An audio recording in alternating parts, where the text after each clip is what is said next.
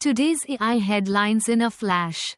India is set to launch an AI sandbox that replicates 60 to 70% of Anthropic's Mythos model, announced by MIT Y Secretary S. Krishnan. The initiative seeks to broaden domestic access to cutting-edge AI while navigating US export controls. Krishnan also highlighted that Mythos revealed long-standing cybersecurity gaps, underscoring the sandbox's role in strengthening national digital defenses. The Ministry of Electronics and Information Technology has instructed every Indian ministry to pause the use of OpenAI and Anthropic AI models in cybersecurity roles. This advisory comes after the firms presented their technologies to officials and aligns with a wider clampdown on external AI tools.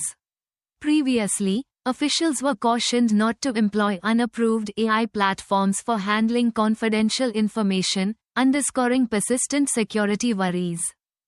Indian startup Naughties has introduced an AI-native operating system that brings together strategy, fundraising, finance, operations, hiring, compliance, CRM, documentation, and AI into one unified platform.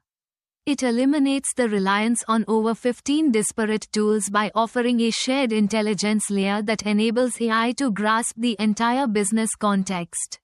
This integration automates workflows, cuts duplicate effort, and promises to raise productivity for founders across the globe.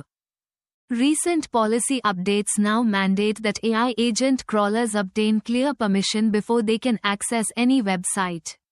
Highlighted by Cloudflare, these rules are designed to safeguard user privacy and enforce strict data handling standards.